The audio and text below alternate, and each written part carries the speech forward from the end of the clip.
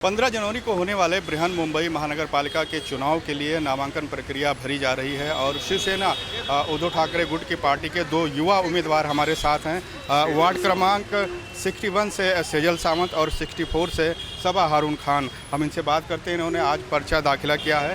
किस तरह की इनकी प्रतिक्रिया है? सबसे पहले आपसे सेजल जानना चाहेंगे कि पार्टी ने युवा उम्मीदवार दिया है काफ़ी, तो किस तरह का अप्रोच आपको रहेगा जब आप मतदाताओं के बीच में वोट मांगने जाएंगे? यंग कैंडिडेट हूँ मैं। अभी अपने सबको ही मतलब यंग कैंडिडेट की ज़्यादा ज़रूरत है। यंग जनरेशन ने ज़्यादा से ज़्यादा आगे आना चाहिए पॉलिटिक्स में और काम करना चाहिए, और लोगों को बिल्कुल विश्वास है यंग जनरेशन पे। सबा जी, आपसे जानना चाहेंगे, आपके पिता विधायक भी हैं, किस तरह से मार्गदर्शन मिलेगा जब आप मतदाताओं के बीच में जाएंगी उनसे मिलने? किस तरह का आपका रिस्पॉन्स?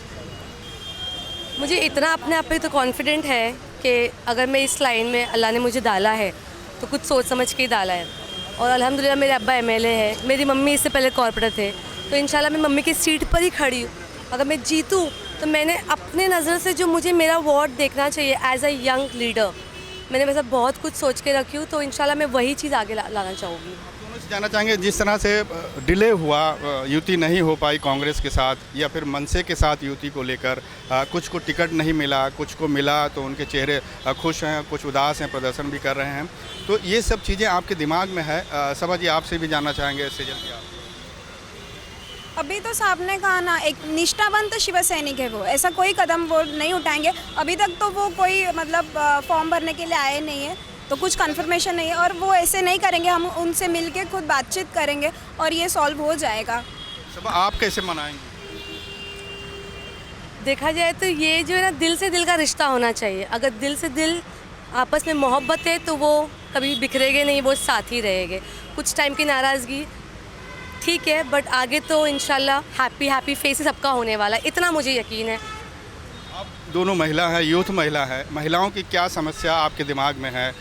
मतदाताओं के बीच में जैसे सीसीटीवी कैमरे की भी मांग हो रही है इलाके में, जो स्लम इलाके हैं, या फिर और क्या क्या दिमाग है? वुमेन सेफ्टी के लिए हम लोग काम करेंगे, रोज़गारी के लिए हम लोग काम करेंगे, वुमेन्स के लिए जितना हो सके उतना हम अभी उनसे मिलेंगे। आज से ही हम लोग स्टार्ट करेंगे हमारे काम को, उनसे मिलेंगे, उनके जो प्रॉब्लम्स है वो जानेंगे, उस पर ज़रूर 101% हम काम करेंगे।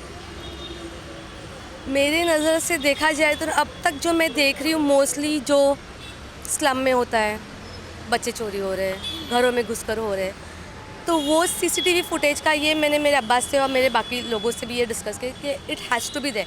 CCTV footage area in and out में होना चाहिए, प्रॉपर सेफ्टी, प्रॉपर लाइटनिंग के साथ, क्योंकि मैं एज अ मदर, हर बच्चे की सेफ्टी इम्पॉर्टेंट होती है, तो वैसे मेरे वार्ड के लोगों की भी सेफ्टी इम्पॉर्टेंट होनी चाहिए।